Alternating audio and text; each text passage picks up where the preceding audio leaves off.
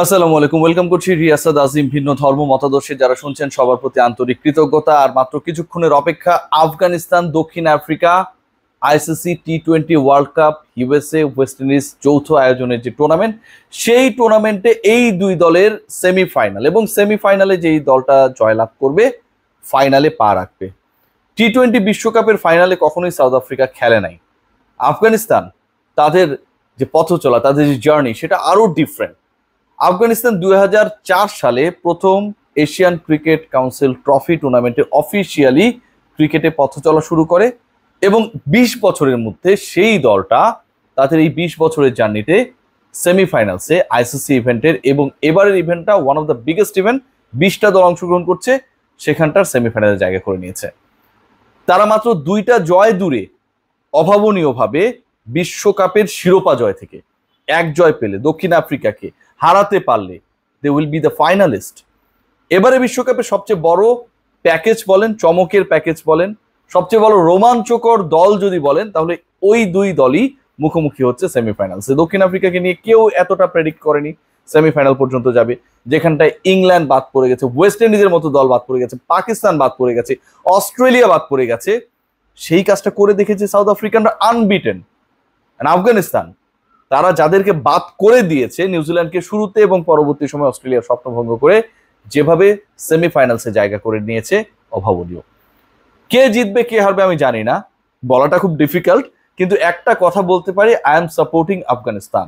এবং এই ম্যাচে আফগানিস্তানের জন্য অনেক রসদ রয়েছে। ত্রিনিদাদে খেলা, এবং যেখানে এবারের বিশ্বকাপে যতগুলো ম্যাচেস হয়েছে, কোনো ম্যাচই 150+ স্কোর হয় নাই, মাথায় রাখতে হবে। তার মানে low scoring match. Afghanistan low scoring ম্যাচে জেতার ব্যাপারে, লো স্কোরিং ম্যাচে তাদের আধিপত্য বিস্তারের ব্যাপারে, ডমিনেন্স এনশিওর করার ব্যাপারে পটু। এবং আমরা যদি সবশেষ 2টা গুরুত্বপূর্ণ ম্যাচের দিকে তাকাই, একটা হচ্ছে বাংলাদেশের বিপক্ষে তারা খেলেছিল, যে ম্যাচটা অনেক স্নায়ুক হয়েছিল, বৃষ্টি নামছিল, বারবার ইন্টারাপশন, এবং ওই ম্যাচের জয় পরাজয়ের উপরে তাদের সেমিফাইনালসে যাবার ভাগ্য নির্ভর করছিল। সেই ম্যাচে তারা 120 রানও করতে পারেনি। অস্ট্রেলিয়া, যারা ওই পার্টিকুলার ম্যাচটার দিকে তাকিয়েছিল যে আফগানিস্তান হেরে গেলে তারা হয়তো থ্রু করবে, অস্ট্রেলিয়াকে আফগানিস্তান হারিয়েছে 146 রান করার পর, সেটা ডিফেন্ড করে। এবং আফগান বোলিং অ্যাটাকের দিকে যদি আমরা তাকাই, তাদের ক্রাইটেরিয়া বা ট্রেডটাই এরকম যে ব্যাটাররা মোটামুটি একটা পুঁজি যদি দিতে পারে, এবং স্পেশালি এমন উইকেটে যেখানটায় স্লো অ্যান্ড লো, যেখানটায় রানস হয় না, যেখানটা মোটামুটি স্লো লো উইকেটে লো স্কোরিং ম্যাচের রোমাঞ্চ অনেক বেশি আসলে রয়েছে, সেই টাইপের উইকেটে আফগান বোলাররা যা করে দেখিয়েছে, যেভাবে করে দেখিয়েছে, অবিস্মরণীয়। এখন পর্যন্ত আমরা যদি খেয়াল করে দেখি, আফগানিস্তানের টপ 5 বোলারের মধ্যে, মানে টোটাল এবারের বিশ্বকাপে 3 জন আফগান। ফজল হক ফারুকি তো তিনি তো রয়েছেনই, মোহাম্মদ নাবিনুল হক রয়েছেন, এবং মাঝখানে 14 উইকেট নিয়ে রয়েছেন রাশিদ খান। ফারুকির 16টা, 14টা হচ্ছে রাশিদ খানের, এবং 13 উইকেট হচ্ছে নাবিনুল হকের। এই 3 জন বোলার মিলে, 2 জন পেসার এবং 1 জন স্পিনার, তারা 3 জন মিলে নিয়েছেন 43 উইকেট। কতটা ভয়ঙ্কর আফগান বোলিং অ্যাটাক যদি আমরা পুরো ট্যালিটা দেখি, তালিকার দিকে যদি তাকাই, তাহলে সেটা দেখা যায়। ব্যাটিং ডিপার্টমেন্টেও কিন্তু আসলে আফগানরা যথেষ্ট ডমিনেন্স করছে। প্রথম 3 ব্যাটারের 2 জন তাদের, এবং গুরবাজ সেখানটায় টপে রয়েছেন, অলমোস্ট 300 রানস করে ফেলেছেন। সো যেই ম্যাচটা হতে যাচ্ছে, এখানটা আমার কাছে মনে হয় toss is going to be a big fact. 2 দলই টস জিতলে আমার কাছে মনে হয় যতটুকু তারা ব্যাটিং করার চেষ্টা করবে। বাংলাদেশের মতো না যে টসে জিতেছে, ইন্ডিয়াকে ব্যাট করতে পাঠিয়েছে, ইন্ডিয়া 200 রান করবে, বাংলাদেশ 201 করবে, এবং এই 201 রান করে আমরা জিতে যাব, এরকম অবাস্তব চিন্তা তারা কেউই করেনি, করে না। অতীত যদি দেখি, 2 দলই লো স্কোর করে সেটাকে ডিফেন্ড করেছে, তার মানে আগে ব্যাট করেছে। আমরা সাউথ আফ্রিকার জার্নিটা যদি দেখি, যে খুব স্ট্রাগলিং জার্নি ছিল, যদিও তারা আনবিটেন সোফার। বাংলাদেশের বিপক্ষে মাত্র 4 রানের জয়, নেপালের বিপক্ষে যে ম্যাচ অলমোস্ট হেরে গিয়েছিল সেখানটা 1 রানের জয়, এবং এই যে বাংলাদেশের বিপক্ষে 113, নেপালের বিপক্ষে 115 রান করার পরেও সেই রানকে ডিফেন্ড করতে পারা, হারতে হারতে শেষ পর্যন্ত জেতা, এটা কিন্তু এই দক্ষিণ আফ্রিকার আসলে একটা সবচেয়ে বড় বৈশিষ্ট্যের জায়গা। সাউথ আফ্রিকা সাধারণত এই ক্রুশাল মোমেন্টস গুলোতে পারে না, চোখ করে, নার্ভের যে খেলা সেখানটায় পরাজিত হয়। But this time, this south Africa, this Protea team is a totally different package. So আমার কাছে মনে হয় আফগানিস্তানের ক্ষেত্রে একই জিনিস প্রযোজ্য। এগেনস্ট বাংলাদেশ তারা অল্প স্কোরকে মোটামুটি ডিফেন্ড করে ফেলেছে, এগেনস্ট অস্ট্রেলিয়া তারা সেই একই কাজটা করেছে, এবং যেহেতু বোলিং ডিপার্টমেন্ট সেই ভরসাটা দিচ্ছে দু দল কি কম বেশি, যেই দল টসে জিতবে সেই দল আমার কাছে মনে হয় ব্যাটিংটাকে বেছে নেবে। It's going to be really a very romantic match. ভাবতে পারেন যে সাউথ আফ্রিকা যদি ফাইনালে চলে যায়, কেউই এই ক্যালকুলেশনটা কখনোই করে নাই, সেমিফাইনালস পর্যন্ত করেনি, সুপার 8 পর্যন্ত হয়তো করেছে। আফগানিস্তান যদি ফাইনালে চলে যায়, এই ক্যালকুলেশন মানে পৃথিবীর কোনো মানুষ আসলে আফগানরা ছাড়া হয়তো কেউই সেই স্বপ্নটাই দেখেনি, সাহসী পায়নি। এবং আফগানিস্তান আইসিসি ইভেন্টে গিয়ে অনেক প্রত্যাশা দেখেও শেষ পর্যন্ত পারে না। এই যে তাদের একটা ব্যাপার স্যাপার রয়েছে, সেটাও কিন্তু সেই স্বপ্ন দেখার ক্ষেত্রে বা সেই হিসাব নিকাশ মেলানোর ক্ষেত্রে অনেক বড় বাধা ছিল। But this team is playing a different brand of cricket. পুরো দল অনেক বেশি উজ্জীবিত। রাশিদ খান যেভাবে অস্ট্রেলিয়াকে হারানোর পর অস্ট্রেলিয়ান ক্রিকেটের ফিলসফি নিয়ে প্রশ্ন তুলেছেন, যেভাবে বলেছেন যে তোমরা আফগানিস্তানের বিপক্ষে বাইলেটারাল সিরিজ খেলতে চাও না, কিন্তু আইসিসি ইভেন্টে তো খেলো, তার মানে তোমরা খেলো, তাহলে খেলছো কেন?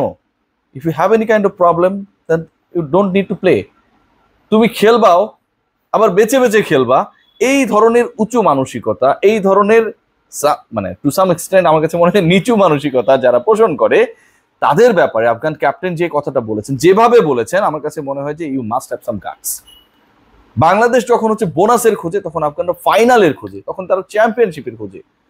সবচেয়ে বড় ব্যাপার কি, আফগানিস্তানের এই দলটাকে দেখে আমার কাছে 1996 শ্রীলঙ্কার কথা মনে পড়ে যাচ্ছে। ডিফারেন্ট ফরম্যাট, ওডিআই বিশ্বকাপে খেলেছিল, 50 ওভারে ক্রিকেটে খেলেছিল, বাট শ্রীলঙ্কা তারা যেভাবে ডমিনেট করেছিল, যেভাবে তারা ডমিনেট করে ফাইনাল অস্ট্রেলিয়াকে হারিয়ে চ্যাম্পিয়ন হলো, এবং যেভাবে অনেকটা হিসাবের বাইরে থাকা শ্রীলঙ্কা ওয়ার্ল্ড চ্যাম্পিয়ন হয়ে দেখিয়ে দিল মোটিভেশন কত বড় শক্তি।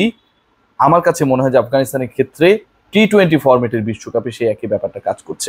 লেটস সি যে এই ম্যাচের আসলে সবচেয়ে বড় ফ্যাক্ট কি হতে পারে। আমার কাছে মনে হয় দুই দলের বোলিং ডিপার্টমেন্টে কোন দল আসলে বেটার ক্রিকেটটা খেলে সেটা একটা। তবে আফগানদের সবচেয়ে বড় চ্যালেঞ্জ হচ্ছে টপ অর্ডারে এই দিনও তারা রান পায় কিনা। গুরবাজের ছোটখাটো ইনজুরি রয়েছে, এবং তিনি খেলবেন কি খেলবেন না সেটাও কিন্তু একটা বিষয়। তিনি যদি খেলেন তাহলে বাড়তি উইকেট কিপিং এর জন্য অন্য কাউকে ঢোকাতে হবে, এবং একজনকে রেগুলার 11 থেকে লাস্ট ম্যাচের যে 11টা খেলেছে কাউকে ড্রপ করতে হবে। So it's going to be a tricky decision for Afghan team management.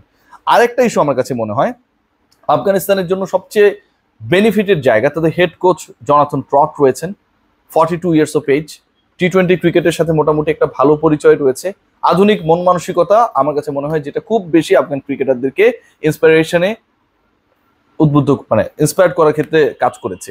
এর বাইরে ডোয়াইন ব্রাভো, ডিজে ব্রাভোর যে রোল, এটা কিন্তু আমার কাছে খুব ইমপ্রেসিভ মনে হচ্ছে। কারণ ক্যারিবিয়ান এরকম একজন মহাতারকা যখন আপনার ডাগ আউটে থাকবে, তার রোলটা যাই হোক না কেন, এবং আপনার টিম ম্যানেজমেন্ট যখন সেই প্ল্যানটা করে একজনকে আপনার ডাগ আউটে থাকাটা এনশিওর করবে, এক্সপিরিয়েন্সের কথা বলেন, প্রেশার রিলিজের কথা বলেন, বিগ ম্যাচে নার্ভ কিভাবে ধরে রাখতে হয় সেই ইস্যুর কথা বলেন, আমার কাছে মনে হয় আফগানিস্তানকে একটা বাড়তি সুবিধা দেবে। দুই দলই অসাধারণ ক্রিকেট খেলেছে, বাট আমার পক্ষ, আমি যেই দলটাকে সাপোর্ট করতে চাই ডেফিনেটলি আফগানিস্তান।